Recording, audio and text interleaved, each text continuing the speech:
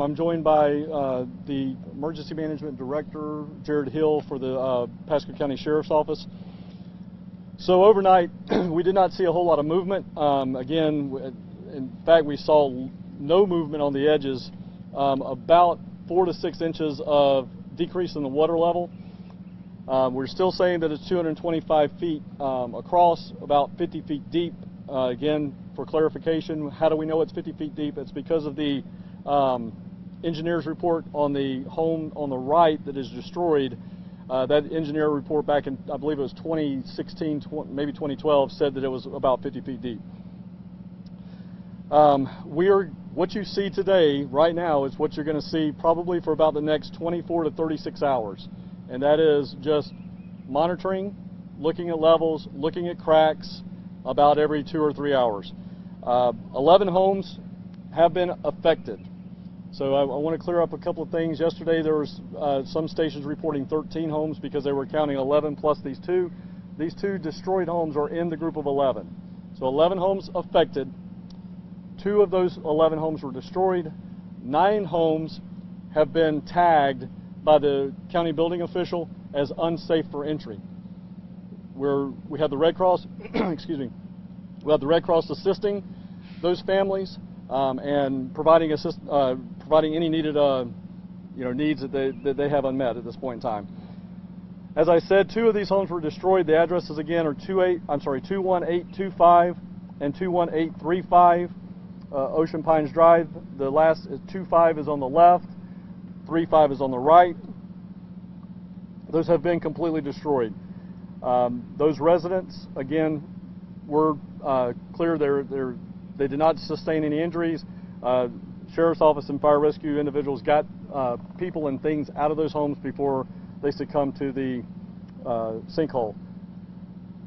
Just as a recap, this did, and as I'm going to look in that direction, you see a boat. It's almost behind a palm tree right now, but that boat is almost ground zero, exactly where the sinkhole started. So we were dispatched to a 6-foot depression underneath that boat yesterday, which ended up by, as you all know by now, about 3 p.m. or so, it ended up being 225 feet wide.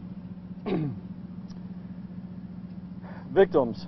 So the victims or citizens who are in need of help can reach out to the Red Cross, and they should have a contact number for them already, the Salvation Army, or they can dial 211 for the United Way. There is a partnership between all 3 of these agencies, but specifically they can dial 211 for the United Way and ask for the United Way of Pasco County, and they will end up getting their information to us. They can also start calling Monday morning at 8 a.m. to the Pasco County Human Services Department at 727-847-2411. Repeating that again is 727-847-2411. Our hearts go out to the families here that have been devastated by this particular incident, and even those that have been displaced. So I want to assure our residents that, hey, the county's here, the Sheriff's Office is here to help you. We have our non-government organization and private entities that are already starting to call in. What do you need? What can we bring you? What can we help these families with? So please, please reach out to us if you are affected. And we do have phone numbers. We're going to continue to remain in contact with you. But again, if you have a need and you haven't been contacted by us in an hour or 2 hours, but you have a need now, give us a call. The teamwork, I can't say enough about it. There's, as the hours go on, I hear more stories about how, a deputy went in and helped get an elderly woman with in a walker out of this home here to my just behind me, and then how fire rescue crews actually saved the completely destroyed house behind me.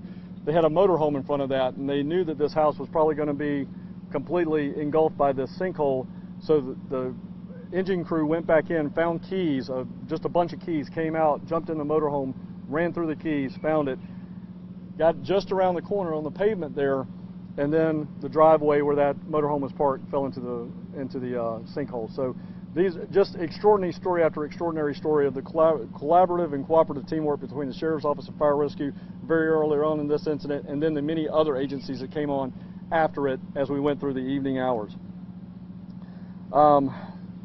Last is, 2 things. No injuries, as I said, have been reported.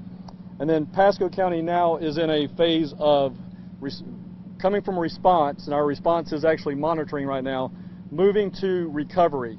So the recovery portion of this is going to start involving the hazmat cleanup. And I say hazmat cleanup because there are chemicals in this water. There is septic tanks in this water. It's actually, in my opinion, and this is opinion only, not subject matter expertise at all, that it's probably a good thing that this sinkhole has actually been stopped up, because there's a lot of contaminants in this water. So it's going to allow us the opportunity to properly decontaminate the area, recover the water, get it out of harm's way, and then clear the debris out. So we're moving into that recovery mode, and this will become a hazmat incident, or it already is, and it will continue to stay a hazmat incident until we can get this thing completely decontaminated and emptied. And so to that point, the county will be sitting down or having a conference call with the affected insurance companies.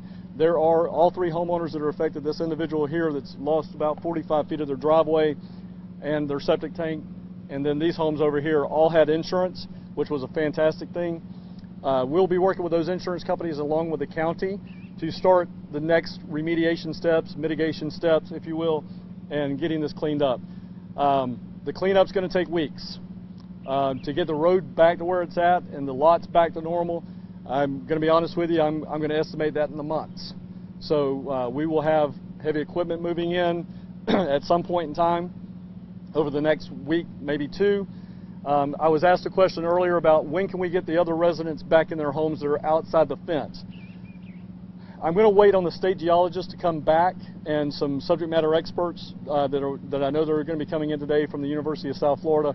I want to talk to them, get their opinions on that, make a informed decision, if you will. I will be the one that ends up making that decision in consult with the building official, in consult with geologists, specialists, and so on. But it's going to be my goal to get the folks in their homes as soon as we possibly can. The ones outside the perimeter, I think we're looking at maybe a few days. The ones inside the perimeter, I'm going to be honest with you, again, we're probably looking at a week or more, because when that heavy equipment comes in, it's going to be on this road. We don't want anything to go into the hole as we're doing the cleanup process. So again, bear with us. It's going to be weeks, months, but we will, again, working with Chase Daniels, the communications director, and Doug Tobin, the lead PIO for Pasco County, we will again update you routinely on what's going on here as we go into the recovery process that's going to take, again, weeks and months. With that being said, I'm not going to take any questions right now, but I am going to ask Jared Hill with the Pasco Sheriff's Office to come up and talk about the things that they're doing from the waterways all the way to the traffic enforcement and security elements that you're going to have in place over the next couple of weeks. Good morning. Firstly, I want to thank the community for all the support to our deputies and our command posts out here. We've received a lot of good support. As I was driving up this morning, coming through the perimeter, I saw a lot of residents talking to our deputies, and they enjoy that, and we really appreciate all the support and the understanding of our perimeter and the safety aspects of that. If residents need any more information, or the community, Sheriff's Facebook page and our Twitter page, we're constantly updating that with information. You can go there. As far as our perimeter goes, we're going to keep it up until the county administrator or assistant administrator tells us we can bring it down. We're set up to continue this op for as long as we need to. As far as some of the things we're doing for the residents, yesterday evening, just before dark, the home behind you, we helped those residents move out of their home. They wanted to go in and get some of their precious items, so our deputies helped move them out. Right after this press conference, we're currently coordinating with the residents for the home that you see right behind me. They've asked to come in and get some of their items out of their home as well, so our deputies will be helping them move out, get whatever they want. It's a very catastrophic event, as you can tell. This resident was going to go on vacation today, and now that's changed. So right now they're just trying to get as much of their belongings out as they can, just to be able to move on with their life and then reschedule. Right, so does anybody have any questions? I'm going to do this kind of systematically. I'm going to move them to my right, your left, and around through the rest of the crowd. So I see the Tampa Bay Times is here. Anything you have, any questions? Not for now. All right. Kelly, I'm sorry. Time to answer your question. Yep. Kelly Orr, the photog from 13. Considering the history here of sinkhole activity, I know you said it'll take weeks and months to fill everything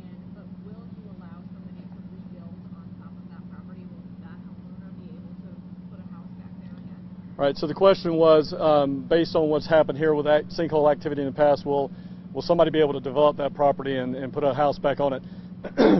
I think the short answer to that is, Kelly, yes, that is allowed. You know, the necessary declarations have to be made that this is a sinkhole property, this is a sinkhole repaired or unrepaired property, but there's a permitting process for that, there's an allowance for that, but again, it's one of those at your own risk to the property owner as to whether or not they want to rebuild that or not. And then follow to that, will there be certain requirements as to the level of remediation? Because I understand that there were two options in the past, they took one option, will they be required to take higher steps? So, and again, the question was, to the level of remediation, does the county have anything to say about that? I'm in an area that I don't know a whole lot about. I would have to refer that, Kelly, to either our planning department or our building official. I will be more than happy to reach out and try to get those answers to those questions for you, but I can't really answer that based on my subject matter expertise. Back to the Times. Yeah, you mentioned the next 24 to 36 hours.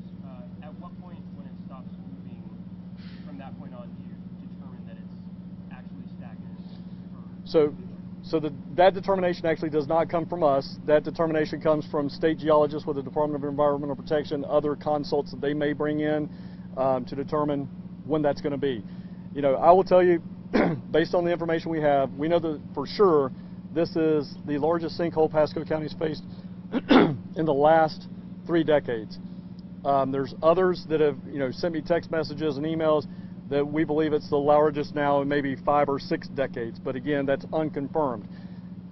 With it being the magnanimity that it is, DEP may say, we're going to wait another 24 hours, maybe this goes to 72, but again, they're the ones that'll make those decisions. They're the ones that'll tell us, okay, you can move forward now with the next steps. Now, we can see that they had those rods that were driven in to kind of help support the foundation.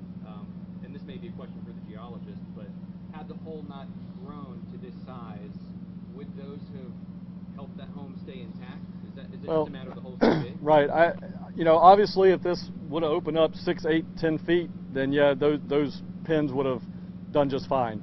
But I mean, when you get a hole that's 225 feet well outside, I mean, as you see there over my back and then down over here underneath that patio system, you see that I mean, it completely went away from those pins, not by a foot. We're talking tens of 20 feet away. So I personally, I'm not an expert, but when I see that, there's no way that would have ever helped the foundation of that house.